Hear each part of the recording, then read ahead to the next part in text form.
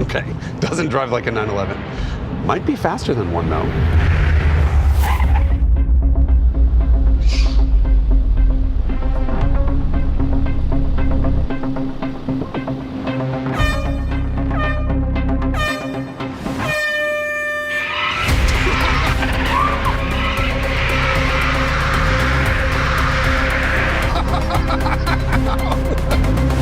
That hurts.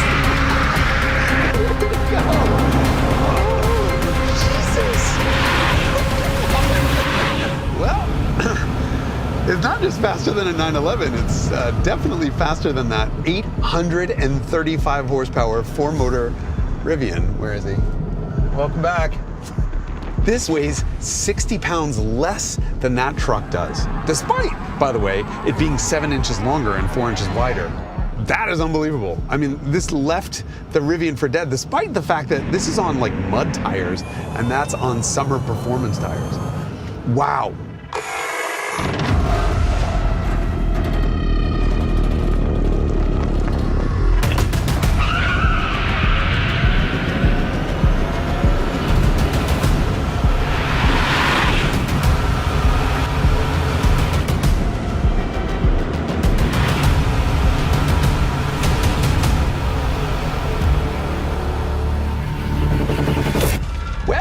I guess we're gonna have to race something with a little more horsepower to beat this CyberTruck.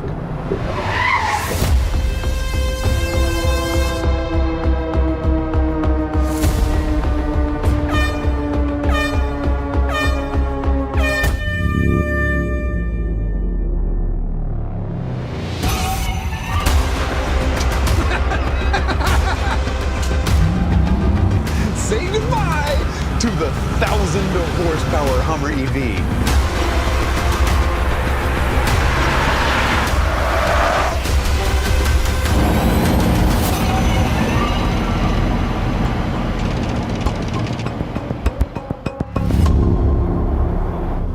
Okay, this means CyberTruck is the quickest truck ever, both 0 to 60 and through the quarter mile. Period. We were concerned Sonoma Raceway's sticky VHT-treated surface was not real-world representative, so off-camera we ran the truck again on regular pavement, and the numbers were exactly the same. Including 0 to 60 in 2.6 seconds. 2.6! On mud tires. On untreated asphalt. More impressively, it pulled off 2.6-second runs to 60, even when the battery was below half. No special mode or preheating necessary. And the quarter-mile performance barely changed. The slowest run of the day was just 0.3 off, with the battery state of charge in the 30s. That kind of consistency is something new to EVs. This truck weighs 2,599 pounds less than the Hummer EV, which means you'd have to put an original Tesla Roadster in the bed to make this weigh as much as that. And you'd still be carrying around less battery than that does. That Hummer is a poster child for engineering inefficiency. Efficiency sounds like a boring word, but in all cars, efficiency in engineering pays dividends everywhere.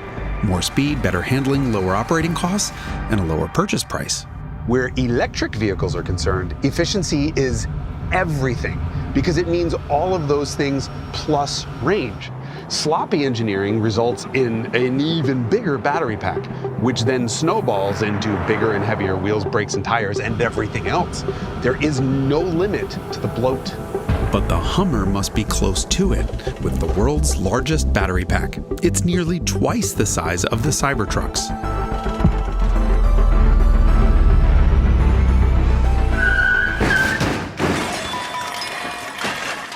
Which doesn't need a huge battery pack because of Tesla's obsession with efficiency. According to the EPA, the CyberTruck is nearly twice as efficient as that Hummer EV. And when you're cruising on the highway, the single most important factor in efficiency is aerodynamics. That shape that we all saw on the stage 4 years ago, i.e. an overgrown refrigerator, is anything but slippery. But once the world saw that shape, there was no changing it. This looks identical to the original concept truck, but it's not. It's roughly 5% smaller and contains numerous ingenious tweaks that kept the shape largely intact, but reduced the drag coefficient by 25%, which would be like going from an SUV to a McLaren Speedtail. It can't match the Rivian's record-breaking CD, but landing between a McLaren F1 and a Bugatti Chiron is not bad at all. There's a focus on efficiency and cost savings in the battery pack too. The truck uses 1,366 of these second-generation 4680 cells that Tesla designed, developed, and then produced in-house. These are significantly larger than the original off-the-shelf batteries that Tesla used for the original Roadster, but also the S and the X, or even the 2170 cells that Tesla designed together with Panasonic for the Model 3 and Model Y. The 4680s are not only able to store more energy and release more power without overheating, remember that consistent quarter-mile performance, but they cost far less to produce. And key point here, Tesla makes them itself. Which means you can add the battery pack to Tesla's fully vertically integrated product, i.e. Tesla wants to own everything from the battery to the motor to the software to the hardware to the equipment to the dealers to the service centers to the superchargers and everything else in the supply chain. The benefits of this aren't just that all the stuff works well together, it's also price. At a time where inflation is making everything more expensive, Tesla has continually dropped the price of its cars, in some cases by tens of thousands of dollars. The obsession with cost continues to the motors, which are made in-house. Of the 3 motors in this truck, only one of them is permanent magnet, unlike the Rivian, which uses 4 of them. Permanent magnet motors are more expensive to produce and they require rare earth materials. Induction motors don't. And there's another benefit. The 2 induction motors at the back of this CyberTruck don't require clutches to disengage them. No clutch is a good thing, because as Tesla always points out, the best part is no part. And as somebody probably said once, the best voltage is high voltage. And the CyberTruck is Tesla's first car to run on 800 volts. You don't have to be an electrical engineering whiz to understand the benefits of high voltage. Luckily, we know another Jason who is an engineering whiz. Okay, let's see if I can keep this simple enough for even you to understand, Jason. Current is bad, money is good. So if you look at the equation power equals voltage times current, well, if you double your voltage and keep power the same, you now use half the current. Well, current determines the size of the wires you use. The lower the current, the less wiring you need, thus material saved, thus you've saved money. Again, money is good. Now, it is worth mentioning 800 volts is nothing new in terms of electric cars. Porsche did it in 2019 with the Taycan.